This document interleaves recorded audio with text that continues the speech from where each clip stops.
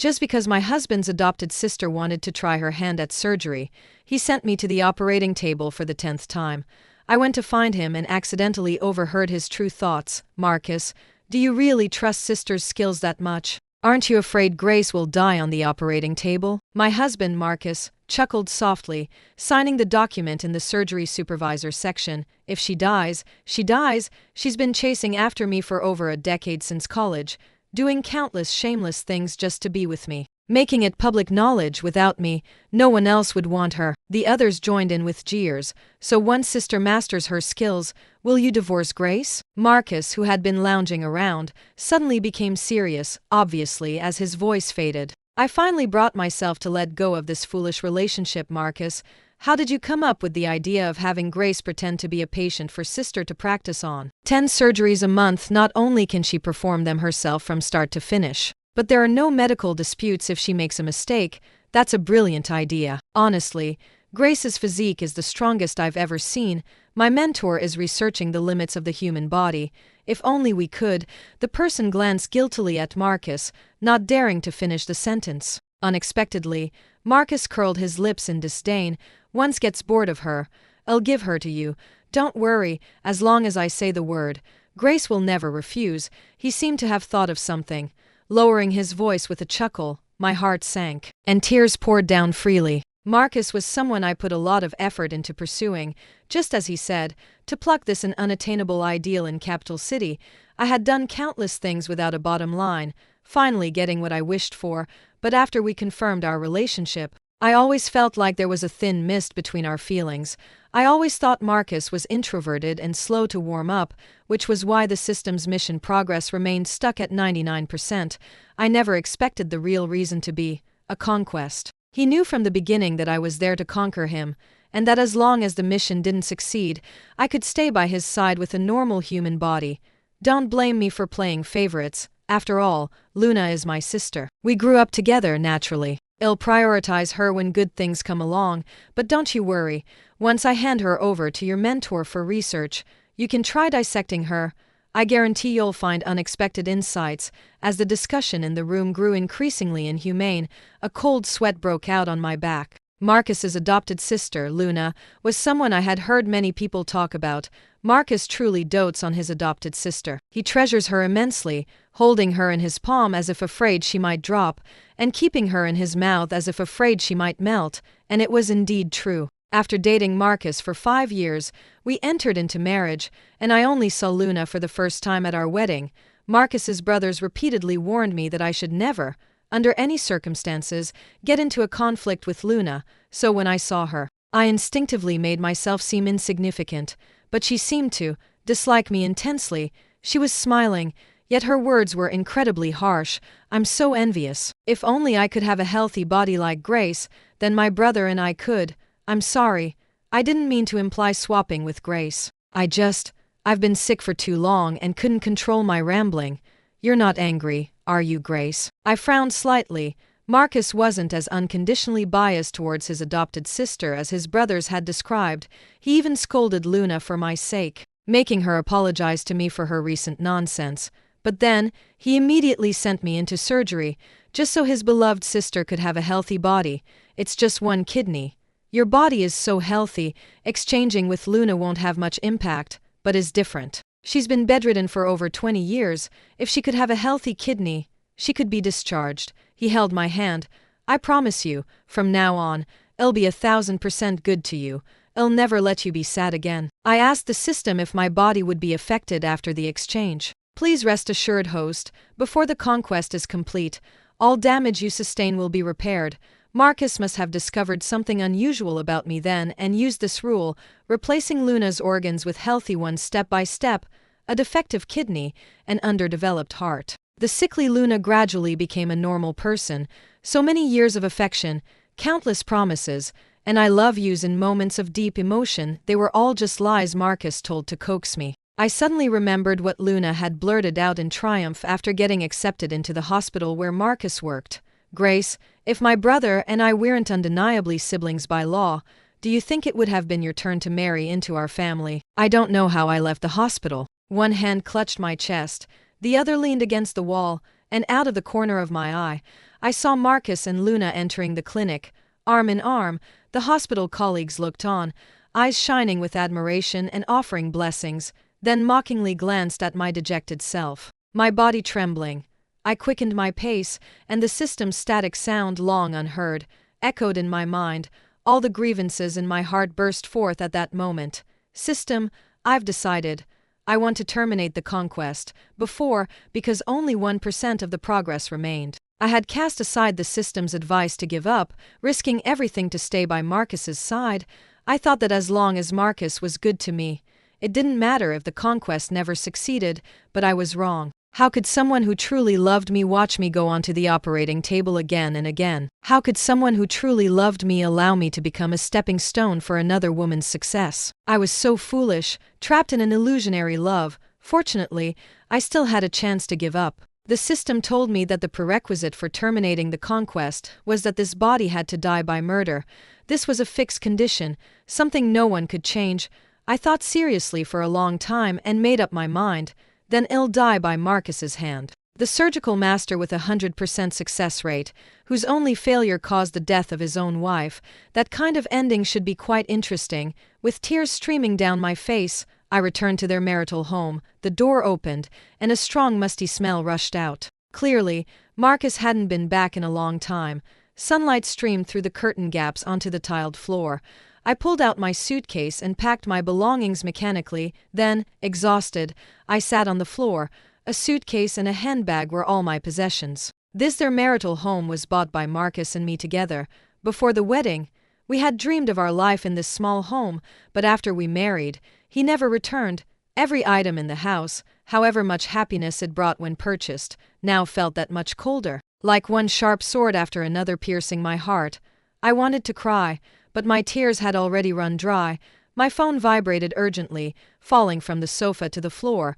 I glanced at the caller ID. It was Marcus, come to the hospital. I opened my mouth, my voice thick with tears. What's wrong? Luna is still worried about the surgery in a few days. Come over now, so I can explain the difficult points to her on the spot. Before I could refuse, Marcus had already hung up. I no longer blindly obeyed him.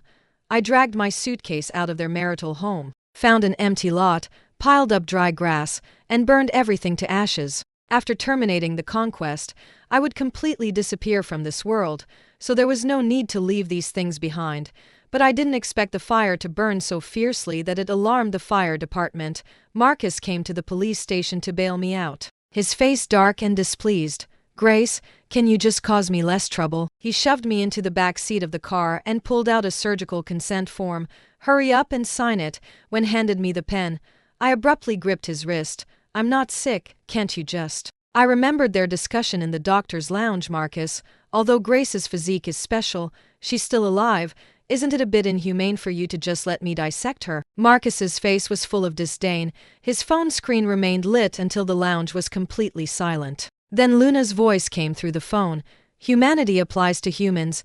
Do you think Grace still counts as human? I stayed in the ICU for so long back then, and she had her organs swapped. Not only was she fine, but she kept getting healthier.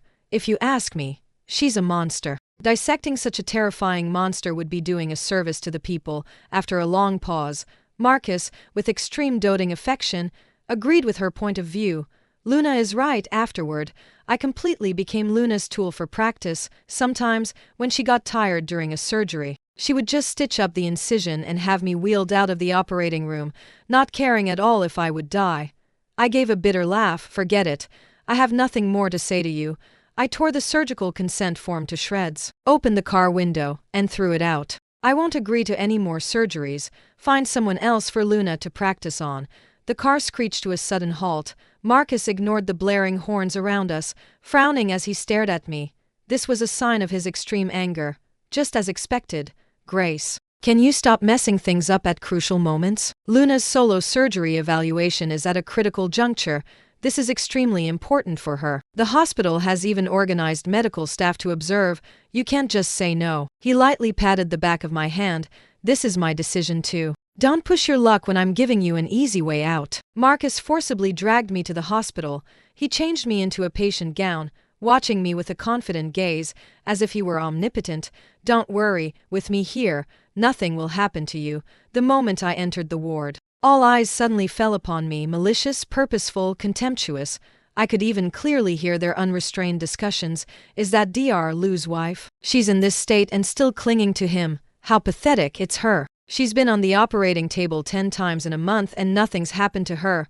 I say she should be dissected immediately to see what kind of monster she is." Dr. Lou and Luna were childhood sweethearts. If this woman hadn't persistently pestered him, they would have already ended up together.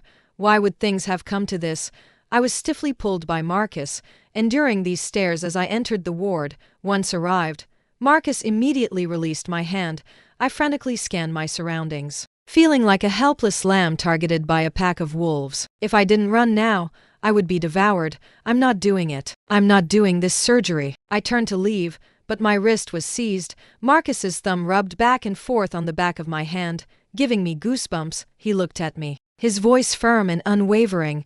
"Why are you running? Do you know how much effort everyone has put into this surgery? You can't just say you're not doing it. This is a hospital. No one is playing games with you here." Luna peeked out from behind Marcus, already changed into her surgical scrubs, her smile incredibly innocent. "Grace, don't be scared." She took my hand, forcibly keeping me there. Every word she spoke seemingly for my sake. "Your physical condition is very dangerous. If you don't have the surgery, your life could be at risk. You shouldn't joke with your life just because you had an argument with brother. Not only am I your attending physician, but I'm also your brother's and your adopted sister. We're family. Trust me, I'd never let anything happen to you." The light fell on her face, illuminating her like an angel who cared for all beings, and I was merely a drama queen, acting recklessly at a crucial moment. I couldn't help but look at Marcus. He stood beside Luna, casually making the final preparations for the surgery, as if this operation was a done deal, and nothing I said could change the outcome. I painfully pulled back my gaze, but at the last second, our eyes met. He smiled. It was the same smile he had during our passionate romance. Whenever outsiders were present, he could always feign this gentle, loving demeanor towards me. I had been fooled by this facade, willingly staying by his side for over a decade, ready to give him everything. Luna came up to me with a harmless-looking smile, which sent shivers down my spine. "Grace, it was my fault that the last surgery didn't solve all your problems. My skills weren't good enough, causing you to suffer more, and also causing misunderstandings between you and my brother. This time, taking this opportunity, and with so many people witnessing, I want to apologize to you. I hope you can forgive me and stop being angry with brother. And even more so, don't. Your health is paramount. Don't make a decision you'll regret for the rest of your life just out of spite." Her eyes were full of innocence, as if practicing on me with utter disregard for human life had nothing to do with her. "Grace, if brother is really treating you badly, I promise I'll be the first to teach him a lesson. Let's just get the surgery done first, please. I'm begging you, okay?" Her seemingly selfless demeanor successfully moved the other medical staff present. They all helped her persuade me, swiftly changing me into a surgical gown. I wanted to struggle, to refuse, but Marcus closed the document with a snap, directly agreeing for me, making the final decision. "Notify the operating room to prepare. Anything else can be discussed after you're off the table." I froze. The patient hadn't even signed, yet I was being sent directly to the operating table. How dare they? Amidst the pushing, I saw the signature on the surgical consent form. The ink was still wet, and it looked very much like my handwriting, but upon closer inspection, I could see subtle differences. Marcus had signed it for me.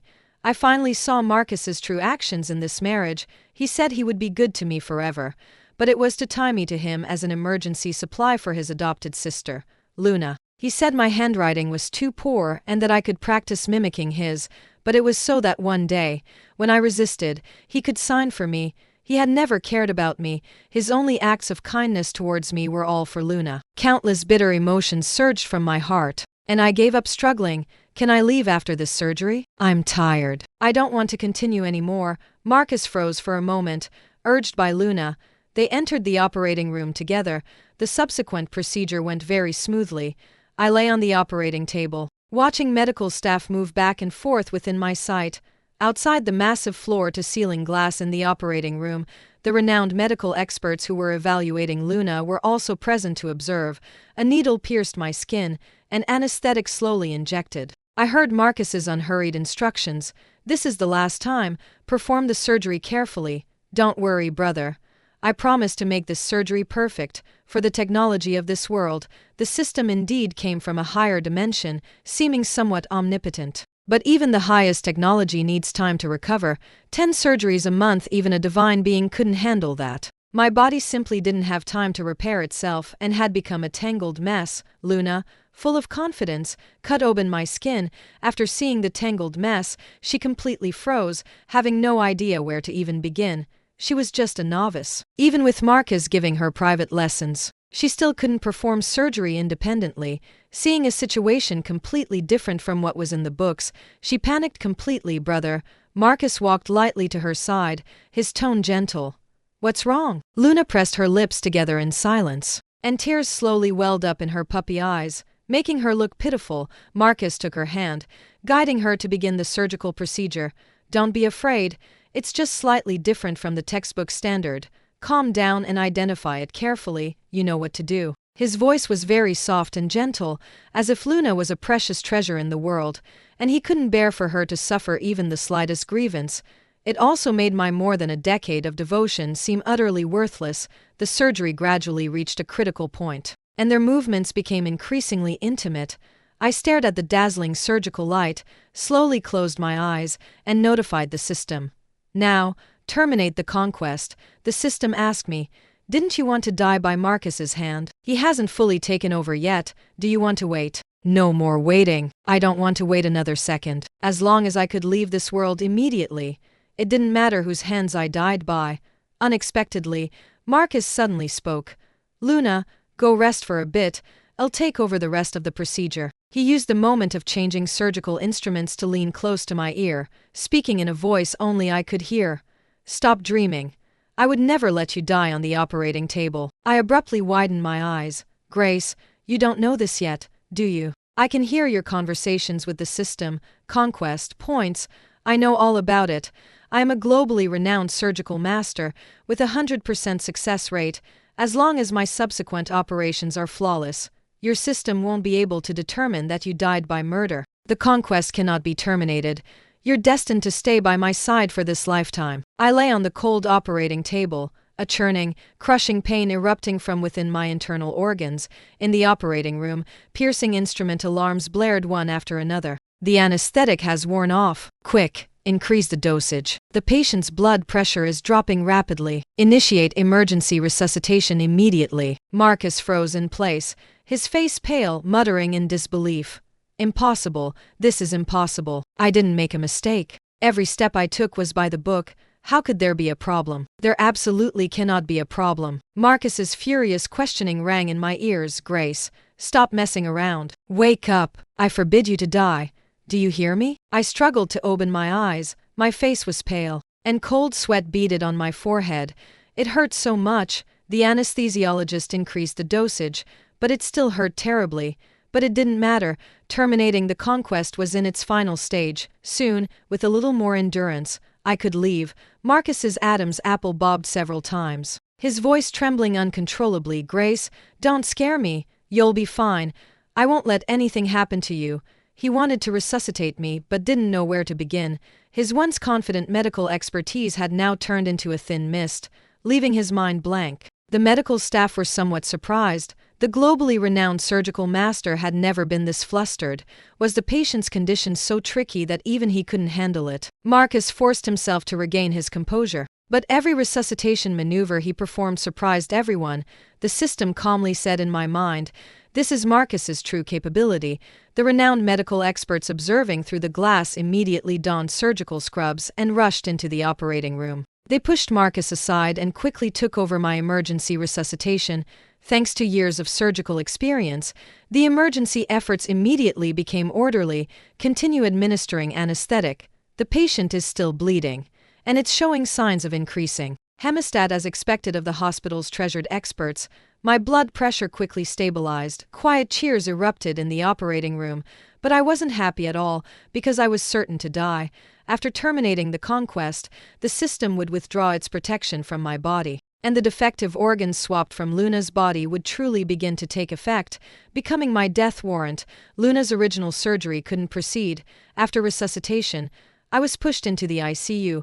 According to protocol, I needed to stay in the ICU for 24 hours. If my vital signs were stable, I would then be transferred to a regular ward. Marcus had regained his usual composure. As my only family member, he was granted 1 hour of visiting time. Since our wedding, we hadn't had a calm conversation in a long time. He whispered in my ear, "You're not dead. This time, I've won again." I had a pain medication pump attached, but I was still in a lot of pain. The system said this was the penalty for terminating the conquest. I opened my eyes and stared at Marcus, mocking him. "Why do you think that just because I'm not dead yet, the system can determine I died by murder?" Marcus's expression stiffened. "Can't you hear my conversations with the system? Then listen for yourself." If my request to terminate the conquest succeeded, I summoned the system in my mind. "Host, conquest termination successful. You will depart in 24 hours. The ICU was so quiet that only the sound of medical equipment running could be heard. Marcus seemed startled by the system's reply, taking a long moment to ask in disbelief. "Impossible. My procedure was clearly flawless. How could it be judged successful?" I couldn't help but laugh, laughing at Marcus's naivety, and at my own foolishness. "Marcus, there are so many people in the world, and countless gifted individuals in medicine. Even those top geniuses can't achieve 100% success rate. What makes you think you can? The surgical master with 100% resuscitation success rate, that's something I exchanged for you with all my points from the system because I saw your dedication to medicine." "Shut up!" Marcus roared, his eyes blazing red. He didn't dare let me continue, frantically tucking in my blanket. You're not fully awake from the anesthesia yet. You're rambling nonsense. That must be it. Get some good rest. I'll come see you tomorrow." I watched his retreating figure as he fled in disarray, and said nothing more. The next day, Marcus came again. I was eagerly waiting for the final departure and had no time to deal with him. The silence in the air was somewhat oppressive. His phone kept vibrating. "Honey, I need to take a call." I got goosebumps. Since we met, he had only ever called me Grace, honey. It was truly disgusting. After a short while, Marcus returned, his expression somewhat unnatural. "Honey, I have to go out for something." Of course, I knew what he was going to do. With the conquest terminated and no more system maintenance, the organs Luna had taken from my body would no longer be healthy. "Marcus, I only have 1 hour left in this world. If you still have anything to say to me, say it all now." He would definitely leave. So I asked him deliberately. Marcus indeed stood up and left without hesitation. "Honey, stop talking nonsense.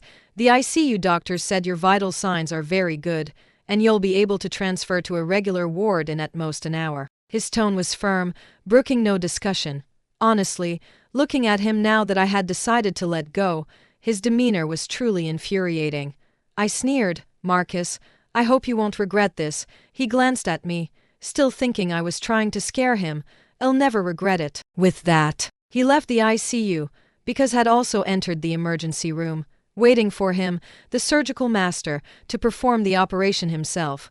I smiled. "Marcus, this is your own choice," the system asked me in my mind.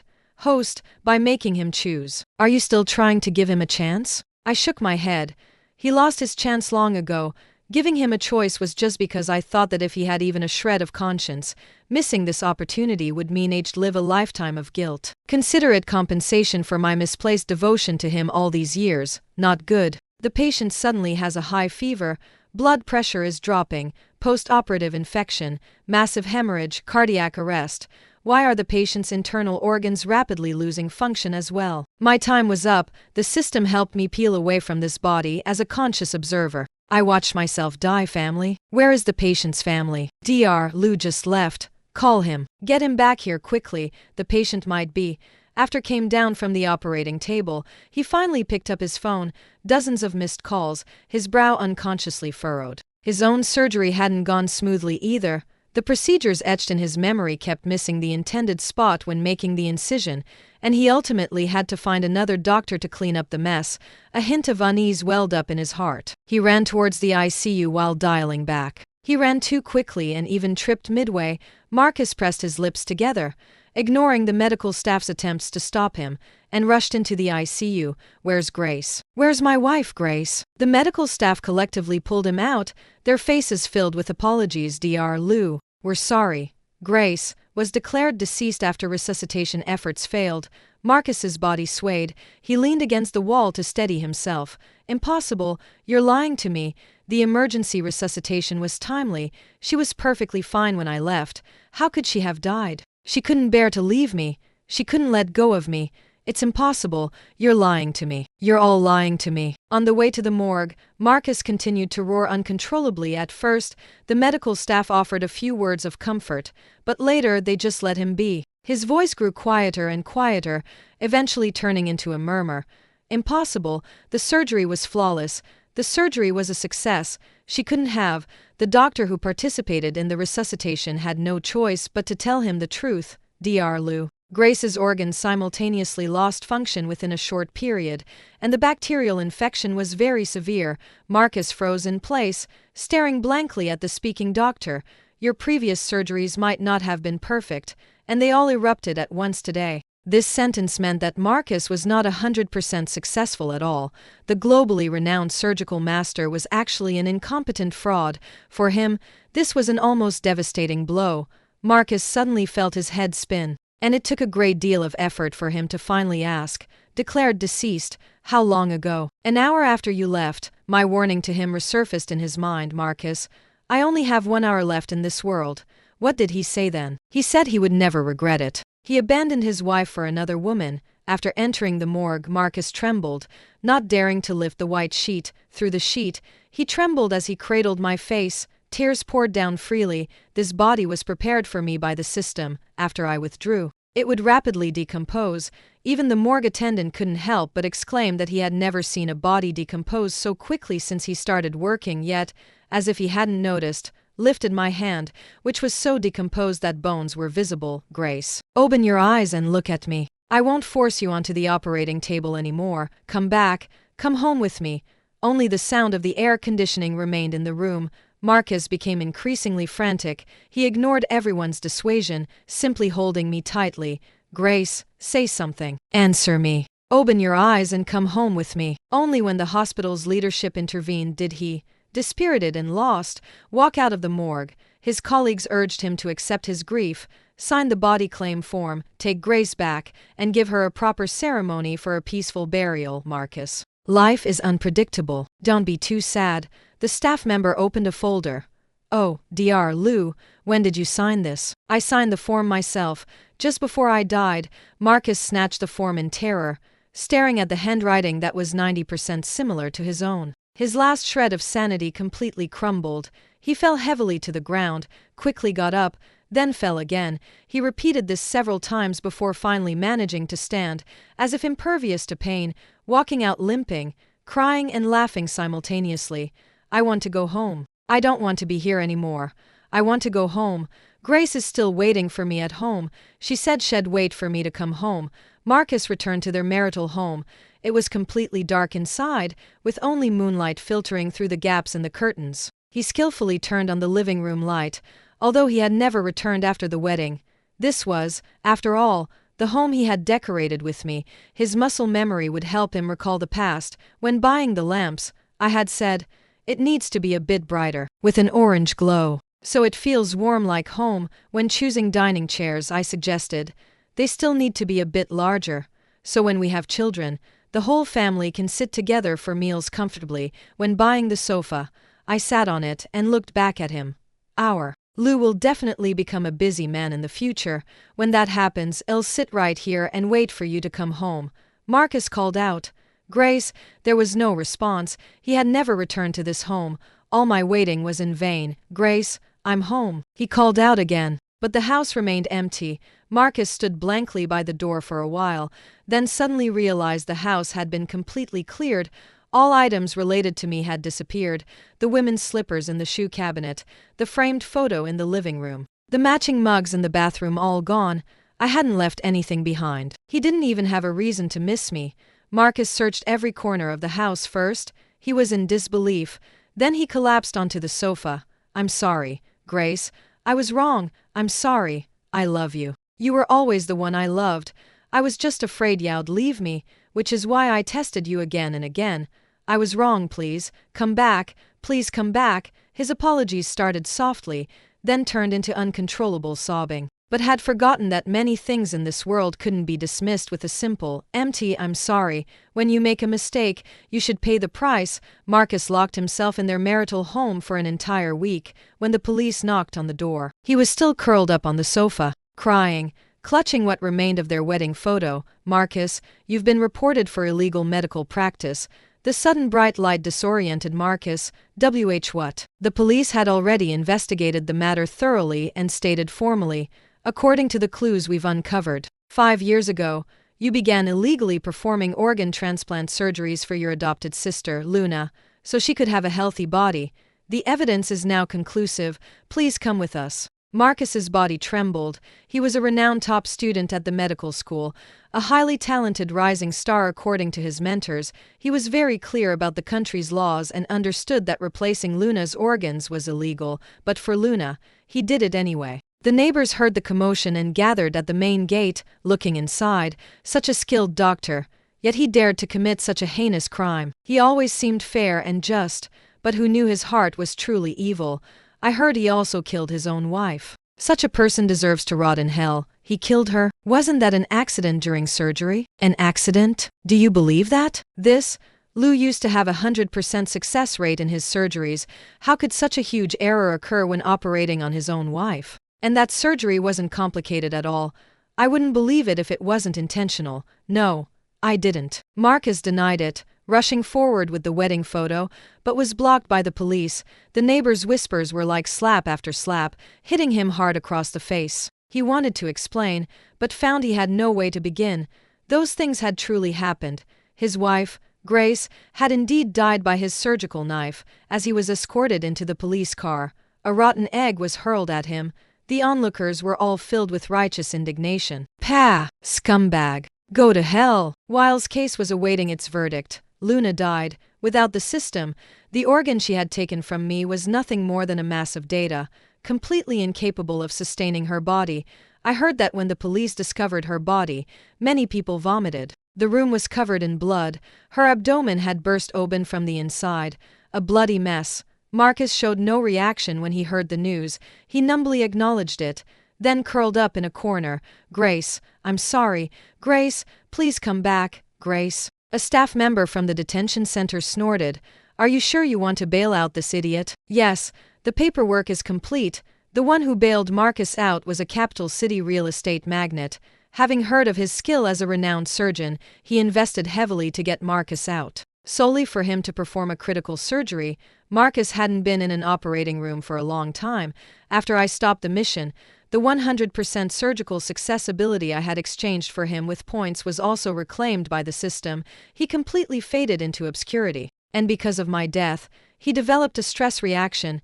As soon as he put on his surgical scrubs, he instinctively wanted to flee, as if I were the one lying on the operating table. "Marcus, you better perform this surgery well today. If it's a success, you'll live a life of luxury for the rest of your days, but if you fail, I'll make sure you meet a gruesome end." Marcus's expression was blank as he walked to the operating table. The assistant had already completed the preliminary preparations, just waiting for him to begin the most critical part. At first, it went smoothly enough. Just when everyone thought everything was fine, the patient suddenly began to hemorrhage massively. Marcus's face also turned ashen. Cold sweat poured down, and he couldn't even hold the scalpel steady. His mind uncontrollably began to replay memories. I lying on the operating table, I in the ICU. I begging him not to perform the surgery. Blood everywhere. Alarms blaring everywhere. He finally realized that all his pride had been given to him by me. His true self was merely one of countless ordinary people. Every halo he possessed came from my love for him. After I was gone, Marcus was no longer the 100% successful master surgeon. He could no longer be a doctor. He could no longer perform surgery. He had even lost his hands. The real estate magnate who had bailed him out of the detention center was true to his word. The surgery failed, and Marcus would meet a gruesome end. When the axe came down, Marcus didn't dodge. Ever since he began studying medicine, every time he entered an operating room, It was to heal and save lives. He had never been the one lying on the operating table. Even with anesthesia, the pain from the wound was excruciating. It hurt so much. Grace, it turns out undergoing surgery really hurts. The real estate magnate had gone for the kill. And even though Marcus was rushed to the hospital in time, his life still hung in the balance. As life ebbed away, he heard the sound of me talking to the system again. My tone was cheerful, and even without seeing a visual, he could feel my happiness. System, how many more points do I need to retire? Soon. Wonder who was wasting time on Marcus back then. Now you're in a hurry? Oh, let's not talk about the past. Didn't I cut my losses in time? That was a huge blessing. I was doing great, better than at any time I had been with him. Meanwhile, Capital City News interrupted its broadcast with an urgent news flash. Just now, Marcus, the renowned surgeon once celebrated worldwide, was declared deceased after resuscitation efforts failed, having been targeted for revenge by a patient's family following a failed surgery.